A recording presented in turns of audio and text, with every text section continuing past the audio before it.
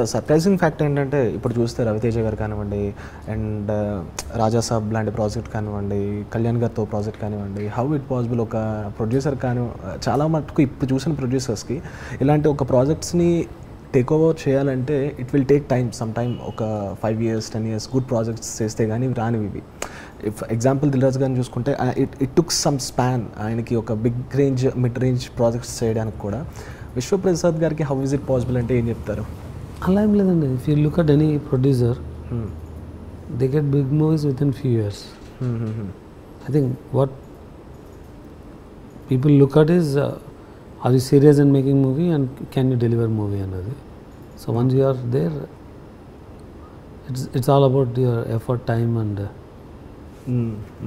అంటే opportunities. Of course passion ఉంటేనే ఖచ్చితంగా దాన్ని ఎలాగైనా వర్కౌట్ చేసేలాగే చేస్తారు, కాదనటం లేదు. కానీ ఎగ్జాంపుల్ ఇప్పుడు ప్రభాస్ గారిదే తీసుకుంటే ఆల్మోస్ట్ ఇంకొక 5 years దాకా ఇంకా ఆయన డేట్స్ కూడా ఖాళీ లేని విన్నది నేను. అట్లాంటి ఆయనతో ఇప్పుడు రాజా సాబ్ కానీ చేయడం కానివ్వండి, how do you make it అంటే ఎట్లా ఎంత కాంప్రమైజ్ చేశారండి ఏంటి అసలు? బిన్ వెయిటింగ్ కదండి. ఇట్స్ నాట్ లైక్ ఎప్పటి నుంచి ఇప్పుడు ప్రభాస్ గారితో ఫిల్మ్ కోసం even while making also were waiting. So it's you to work to the schedule. ఇవాళ అనుకుని రేపు అవ్వదు కదా. సో అది అవును అవును.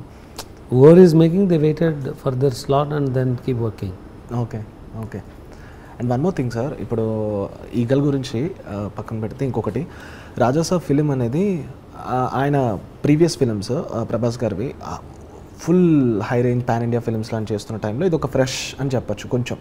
ఎందుకు ఇలాంటి డెసిషన్ ఎలా తీసుకోలేకపోయింది? చాయిస్ అంటే కంప్లీట్లీ డిఫరెంట్, ఎవరు ఊహించిన చాయిస్. అటువైపు మారుతి గారిని ఇటువైపు ప్రభాస్ గారిని కలిపి ఇలాంటి ఒక ప్రాజెక్ట్ తీసుకోవాలని ఎట్లా అనిపించింది మీకు? అంటే ఆనెస్ట్ చెప్పాలంటే we didn't design the project, it was available and అచ్చా we got it. So we just put the effort of getting it అంతే.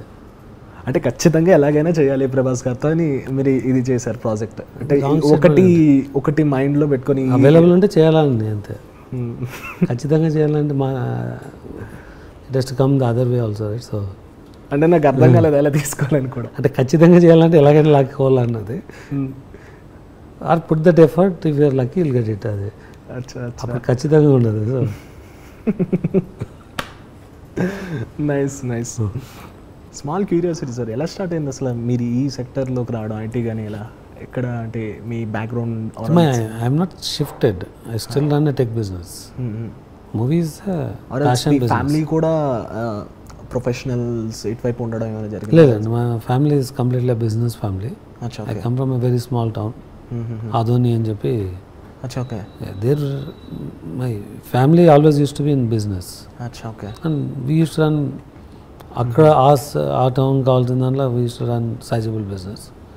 But when you come out in a global scale, they are very tiny businesses. So okay.